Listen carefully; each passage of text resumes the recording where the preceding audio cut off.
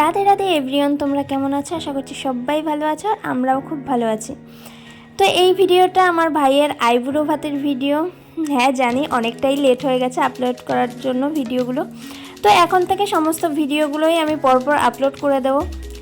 তো আমি প্রায় 3 দিন আগেই মেহেন্দি পড়েছিলাম, কারণ ওর বিয়ে ছিল শুক্রবার দিন আর আমি মঙ্গলবার দিনই দুপুরবেলা মেহেন্দি পড়েছিলাম। তাও আমার বান্ধবী পরিয়ে দিয়েছিল, অংশুকে স্কুলে দিয়ে তারপর আমার মেহেন্দি পরিয়েছিল ডান হাতে। কারণ এরপর না আমি আর সময় পেতাম না, বুধবার দিন ও আমাদের বাড়ি আইবুড়ো ভাত খেত আর বৃহস্পতিবার দিন আমার বাপের বাড়ি, সেই জন্য সময় পেতাম না। তোমার মেহেন্দিটা খুলে দিচ্ছি, ফুটে দিচ্ছি। কেমন হয়েছে মা? গৌরী আন্টি সুন্দর পড়ায় না? তোমার পছন্দ হয়েছে?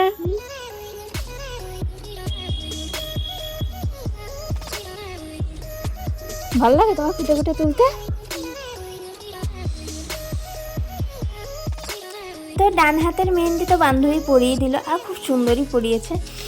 তো এরপরে আর বাকি রইল বাঁ হাতে মেহেন্দি পরা, তো সেটা আমি রাতেই কমপ্লিট করে নেব ঘুমানোর আগে। তো সন্ধ্যাবেলায় চলে আসলাম রান্নাঘরে, আর সেখানে একটু ভাইদের জন্য পাটিসাপটা বানালাম, আর তার সঙ্গে চাটনি আর পায়েস, এই দুটো আমি না রাতেই করে রেখেছিলাম, কারণ সকালবেলা আবার অংশুর স্কুল আছে, তারপর রান্না বান্না রয়েছে, আর তারপর আবার ভাইরা আসলে তাদেরকে খেতে দেওয়া রয়েছে, আর তারপরে আবার আমি বাপের বাড়ি যাব ওদের সঙ্গে, সেই জন্য রাতেই মানে পিঠে পুলিগুলো যা করার সেগুলো করে নিলাম।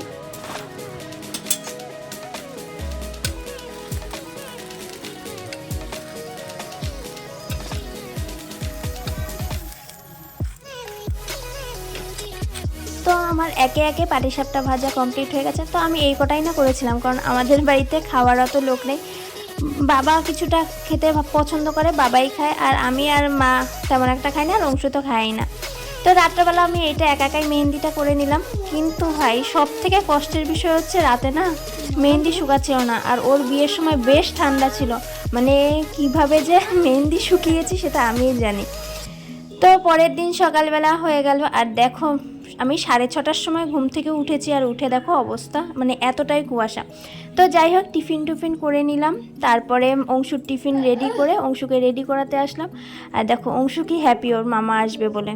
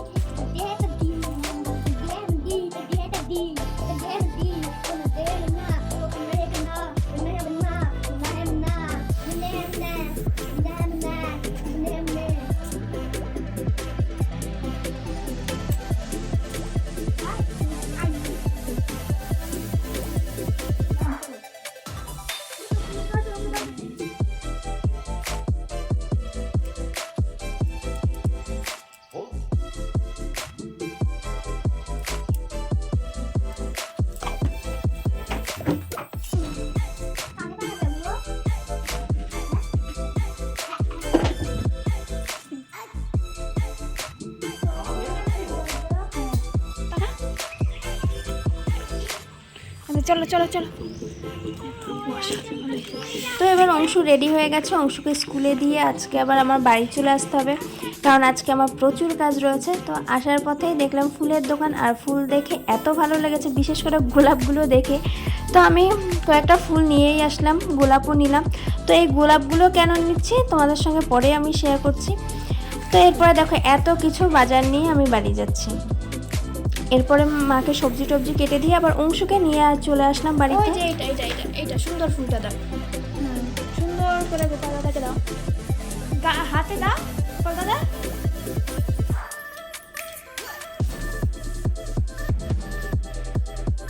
নিচে রাখো গোপাল দাদা। ভালো লাগছে মা গোপাল দাদাকে গোলাপ ফুলটা দিয়ে? তো আমি যে কটা গোলাপ এনেছিলাম তার মধ্যে অংশু একটা স্নান টান করে ওর গোপাল দাদার চরণে দিল। এরপরে আমি রান্নাঘরে এসে এই কটা ভাজাভুজি করলাম, কারণ মা সমস্ত রান্না করে ফেলেছে, শুধু ভাত আর এই ভাজাভুজি কটাই বাকি রয়েছে। তো যাই হোক, ভাইদের কথা শুনলাম যে ওরা ট্রেন থেকে নেমে গেছে, আর আমি রেডি টেডি হয়ে চলে এসেছি নিচে। এসে দেখি ভাইরা চলে এসছে আর আমার এদিকে ভাজাভুজিও কমপ্লিট হয়ে গেছে। তো ওদের আসার কথা ছিল 11:30 থেকে 12টার মধ্যে, আর ওরা এসে পৌঁছেছে 2টোর সময়, মানে একটা ট্রেন মিস করেছে। যাই হোক, এরপরে আমার ভাজাভুজি কমপ্লিট হয়ে গেল আর আমি এই যে থালিটা সাজিয়ে দিয়েছি। তো ওরা এখন খেতে বসবে।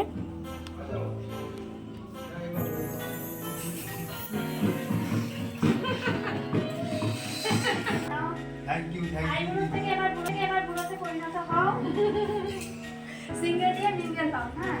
আর এদিকে আসো, তুমি বসো। কে? এই নে, থ্যাংক ইউ। তুমি একটু ভালো করে পড়াশোনা করো, তোমার বিয়ে এখনো দেরি আছে। আর এই যে অংশ, তুমি বসো, তুমি বসো, তুমি বসো। এই যে তোমার এটা অংশ, নাও ধরো। আমিও দিলাম।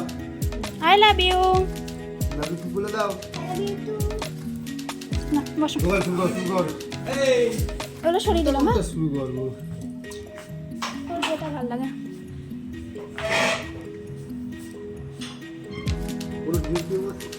তো খাওয়া দাওয়া কমপ্লিট করে এবার আমরা আমার বাপের বাড়ির দিকে রওনা দিলাম।